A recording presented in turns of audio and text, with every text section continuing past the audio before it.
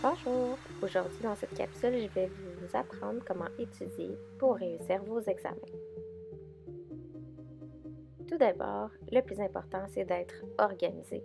On doit utiliser notre agenda au maximum, inscrire toutes les dates d'examen et on doit s'y prendre au moins une semaine à l'avance pour commencer notre étude. C'est jamais une bonne idée d'attendre à la dernière seconde. Pour étudier, on peut utiliser plein de belles couleurs dans nos notes de cours, question de les rendre plus agréables. On peut aussi faire des cartes heuristiques.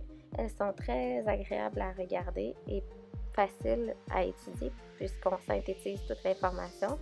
Même chose avec les cartons qui, eux, sont très utiles parce qu'ils sont faciles à transporter et à sortir.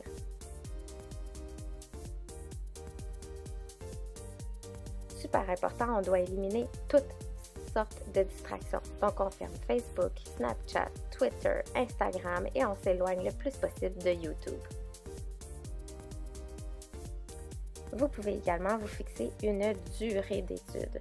L'idéal, c'est entre 30 et 45 minutes. Après 45 minutes, la concentration devient un peu plus difficile. Donc, un bon 30 minutes d'étude, c'est très raisonnable.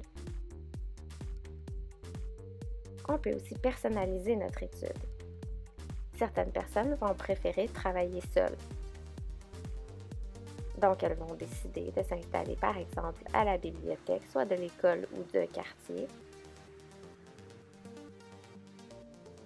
D'autres personnes vont préférer tout simplement s'installer dans leur cuisine ou dans leur bureau à la maison, alors que d'autres vont préférer aller s'installer au café du coin en sirotant un chocolat chaud. C'est toujours bien de joindre l'utile à l'agréable. On peut également étudier entre amis. On peut écrire la question et la réponse sur un papier, sur le même papier. Ouais. Moi, admettons, je pige un papier, je te le donne et tu me lis la question. C'est moi qui vérifie donc ta réponse. Donc en même temps, je la prends. Ouais. Et si je l'ai pas, si tu l'as pas. Ben, si on l'a pas, on pourrait la remettre dedans, comme ça, en la repigeant, à un moment donné, on va finir par s'en. Ouais, parce que maintenant, on va piger l'apprendre. toujours les mêmes. Ouais, c'est ça. Fait qu'on écrit. Question-réponse. Question-réponse. Tu me lis la question, je réponds. Si je réussis, tant mieux. Si je réussis pas, on la remet dedans. Puis on la refait. Ok, ça marche?